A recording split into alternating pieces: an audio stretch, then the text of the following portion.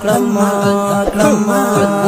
بتا په هر ځای کې تس نس دیوبندي یما کلم بتا په هر ځای کې تس نس دیوبندي یما گزار بدر کاوم زبردست دیوبندي یما رازه درته تیار نحمده ونصلي على رسوله الكريم. محترم مسلمانانو،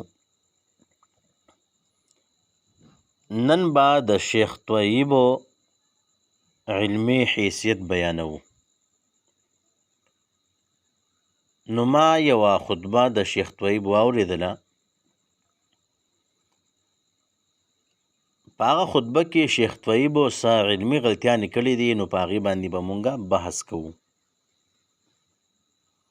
اول نمبر غلطي شیخ طیب په دې خطبه کې دا الفاظ داسې ویله: ونفعني وإياكم بالآيات.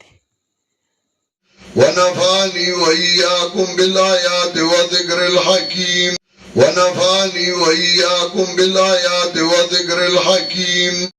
نو دلته د شیخ طیب دا عین ساکن کړی ونفعني ویلی دی، حالانکه دا صحیح عبارت داسې دی چې ونفعا یعنی په عین باندې فتحه ده، ونفعني یا ونفعنا، خو عین ساکن کول ونفعني یا ونفعنا ده بالکل غلط دی.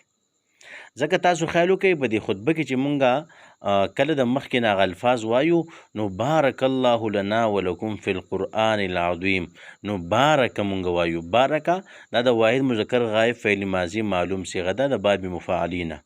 نو بارک الله لنا ولکم فی القرآن العظیم.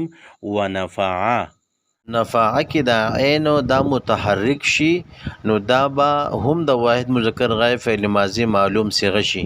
په دې کې به هو ضمیر هغه الله رب عزت ته راجع شي، هغه به فاعل شي، او نون وقایه او یا ضمیر دا بوله مفعول به شي، او که ونفعنا شي نو هم دغه نا بوله مفعول به شي. خو ونفعني چې ته وې یا ونفعنا وې، نو دا ونفعنا مثال په طور باندې عین ساکن کې بیا به دا د جمع متکلم صیغه جوړیږي او معنی به غلطه راځي، لکه بارک الله لنا یا دغه رنګې ونفعنا، الله رب عزت ته مونږ له نفع راکړي، نو هغه معنی خو به صحیح شي. خو ونفعنا مونږه نفع درکړه یا مونږه نفع دې درکو، نو دا معنی خو غلطه کېږي، بیا خو درست کېږي نه.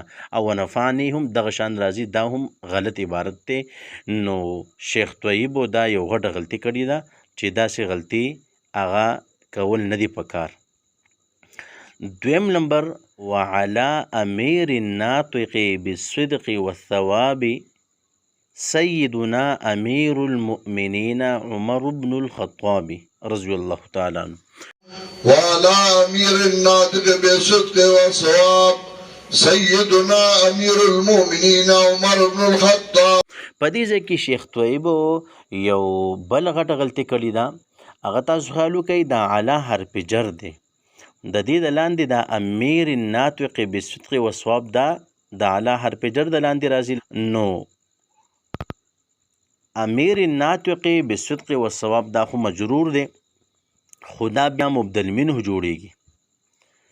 نو دا اخو عبارتو دا ول بدل جوړیږي، سیدنا عمر بن الخطاب راځي.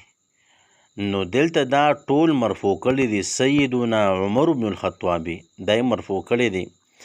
نو تاسو ویلی چې د بدل او د مبدل منه اعراب هغه یو شانتی وي، توابع هغه 5 دي، او تابع به د مطبوع سره په اعراب کې یو شانتی وي.